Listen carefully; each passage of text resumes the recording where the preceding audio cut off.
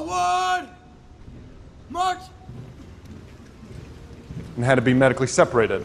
And then suddenly I was a civilian again. I was surprised by how complex the transition was from military to civilian. And I was relatively healthy. I can't imagine going through that process on top of a mental or physical injury. I didn't know how to apply the things I learned in the military to a civilian context. I mean that both practically and emotionally. And emotionally in that I struggled to find meaning. In the military, everything has meaning. Everything you do is either steeped in tradition or has a practical purpose. And you can't smoke in the field because you don't want to give away your position. You don't touch your face because you have to maintain a personal level of health and hygiene. Your uniform is worn and maintained to the inch. And how diligently you followed those rules spoke volumes about the kind of Marine you were. Your rank said something about your history and the respect you had earned. In the civilian world, there's no rank.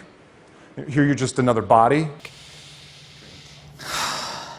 Now, most everybody's heard of post-traumatic stress disorder, or PTSD. But the disorder is not well understood by our culture, our media, and by many in the medical professions.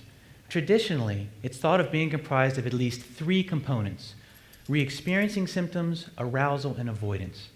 Typically, people get re-experiencing symptoms in the form of vivid, intrusive memories and nightmares of the traumatic event. People push the memories away actively and avoid situations that remind them of how they felt during the event.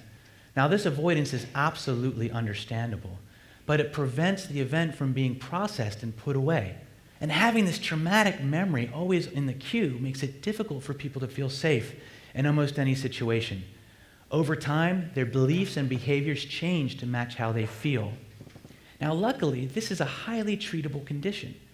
If avoidance is preventing natural recovery, as the theory tells us, we need to not avoid. That traumatic memories are never going to be positive. But approaching this memory repeatedly until it loses its power gives people control over the memory. So one of the things that I'm wonderfully blessed to be part of is treating veterans that come back from combat with post-traumatic stress disorder. And it is an amazing thing to see people with the courage to confront and practice their way out of PTSD. All the veterans are clients of combat stress. They're all learning to manage the nightmares, flashbacks, panic attacks, and many other debilitating symptoms of post-traumatic stress disorder. 2 years ago, I was in a different position where I am today. I was in a shocking state, loving this. It's nice to feel part of something again, because I distanced myself from the forces, but now I'm proud to be part of it. I want to help people. And that combination, the marriage of theater and psychology, actually has a name: drama therapy. It's basically a creative process using, theater games, storytelling, mime, puppetry, whatever means to get to the end. So people, instead of just talking about their problems when they come see us, they literally step into the room, embody the problem, and bring it to life. And the focus here is on ability, on growing people's strengths and forming connections. I was really, for the first time, discovering playwrights and characters and plays that had nothing to do with the military, but were somehow describing my military experience in a way that before to me was indescribable.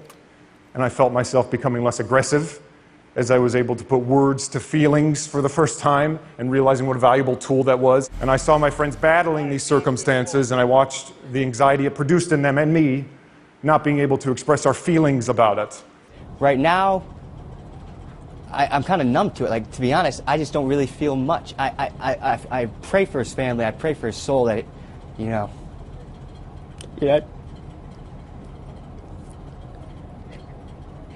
See, I try not to think about it.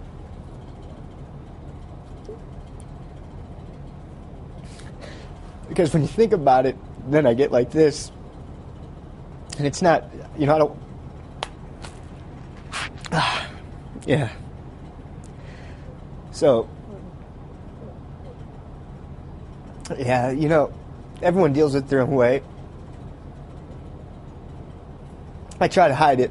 I try not to think about it because I gotta stay 100%. I gotta keep a good example in front of the other soldiers. I'm sorry.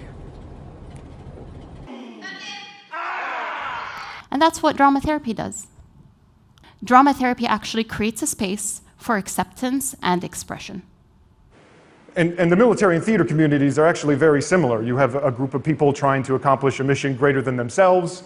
It's not about you. You have a role. You have to know your role within that team. Every team has a leader or director. You're forced to be intimate with complete strangers in a short amount of time, the self-discipline, the self-maintenance. I thought, how great would it be to create a space that combined these two seemingly dissimilar communities? So we started this nonprofit called Arts in the Armed Forces where we tried to do that, tried to join these two seemingly dissimilar communities. We pick a play or select monologues from contemporary American plays that are diverse in age and race, like a military audiences, grab a group of incredible theater-trained actors, arm them with incredible material, keep production value as minimal as possible, no sets, no costumes, no lights, just reading it, to throw all the emphasis on the language, and to show that theater can be created at any setting. I guess. I'm getting kinky thoughts. What kind of kinky thoughts? Kinky ones! I'm thinking about you being real heroic and volunteering to be the one who dies. Would you like to volunteer? It's a powerful thing, getting in a room with complete strangers and reminding ourselves of our humanity, and that self-expression is just as valuable a tool as a rifle on your shoulder. And for an organization like the military, it can get lost in the sauce when it comes to explaining a collective experience. And I can think of no better community to arm with a new means of self-expression than those protecting our country.